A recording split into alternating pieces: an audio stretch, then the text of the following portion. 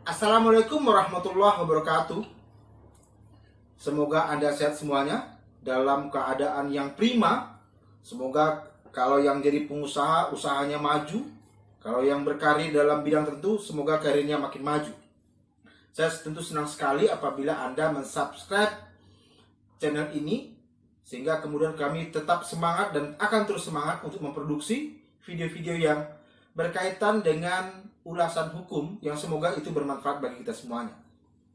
Pada episode kali ini, saya akan membahas mengenai bagaimana aturan hukum pidana terkait dengan pelanggaran hukum bidang merek. Contohnya begini, saya punya usaha. Bisakah saya menggunakan nama yang sama atau mungkin mirip ya dengan usaha lain yang sudah berkembang dan sudah dikenal begitu kuat oleh masyarakat? Saya pengen kita dompleng saja ya, dengan melakukan variasi-variasi kata atau huruf sehingga kemudian mendekati dengan merek-merek yang sudah lebih dahulu dikenal.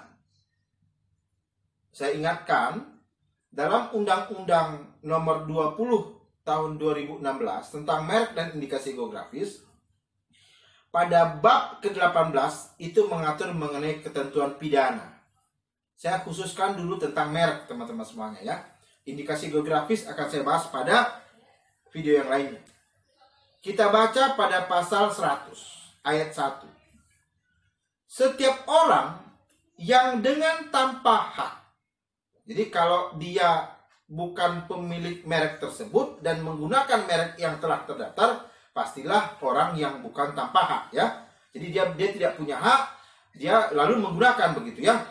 Setiap orang yang dengan tanpa hak menggunakan merek yang sama pada keseluruhannya dengan merek terdaftar milik pihak lain untuk barang dan atau jasa sejenis yang diproduksi dan atau diperdagangkan, dipidana dengan pidana penjara paling lama 5 tahun. Dan atau, ini kalimat yang dua kata yang sering digabungkan atau disandingkan dalam ilmu hukum kita, dan itu kadang-kadang membingungkan bagi yang tidak paham. Tetapi kalimat dan atau itu bisa dua-duanya, bisa alternatif. Dan dikatakan di sini, dipidana dengan pidana penjara paling lama 5 tahun dan atau pidana denda paling banyak 2 miliar rupiah.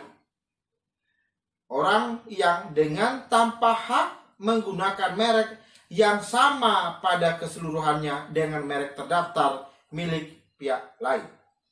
2. Setiap orang yang dengan tanpa hak menggunakan merek yang mempunyai persamaan pada pokoknya dengan merek terdaftar milik pihak lain. Ya, ini sangat subjektif ya. Contohnya mereknya itu kuda. KUDHA yang terdaftar. Lalu kita menggunakan kata KUDA. Ketika dibaca kan itu secara pengucapan sama-sama kuda. Ya, jadi setiap orang yang dengan tanpa menggunakan merek yang mempunyai persamaan pada pokoknya, walaupun itu tidak sama persis dengan merek terdaftar milik pihak lain untuk barang dan atau jasa yang sejenis yang diproduksi dan atau diperdagangkan, dipidana dengan pidana penjara paling lama 4 tahun dan atau denda paling banyak 2 miliar rupiah. Jadi yang sama pada keseluruhannya paling lama 5 tahun, yang mempunyai persamaan pada pokoknya itu paling lama 4 tahun. 3.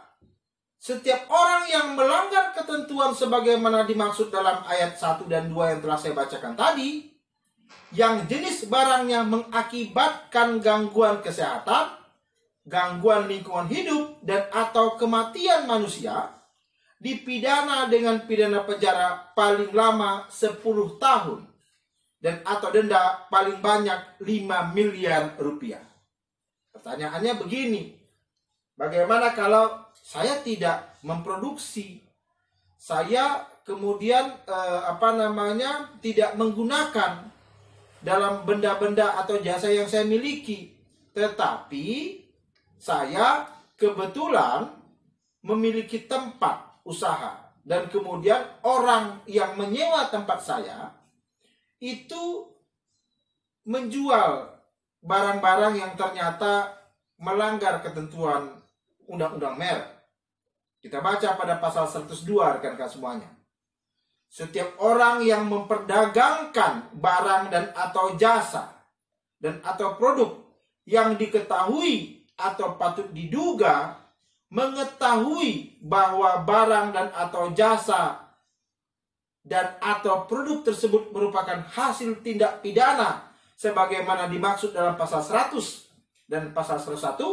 Jadi pasal 100 berkaitan dengan merek dan pasal 101 berkaitan dengan indikasi geografis, dipidana dengan pidana kurungan paling lama 1 tahun atau denda paling banyak 200 juta rupiah.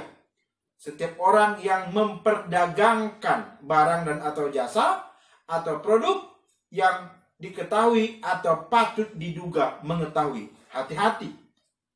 Kalimat patut diduga mengetahui. Saya tidak tahu, tetapi apa mungkin harganya hanya umpamanya jauh sekali daripada yang memang produk resmi. Apa Anda tidak mengetahuinya begitu ya? Nah, ini yang kemudian kalimat-kalimat ini dapat saja menyebabkan Anda tersangkut masalah hukum nantinya, teman-teman semuanya. Nah, yang patut diketahui dalam dunia hukum ada istilahnya dua. Satu delik biasa, dua delik aduan. Tindak pidana terkait dengan pasal 100 sampai dengan pasal 102, teman-teman semuanya, merupakan delik aduan.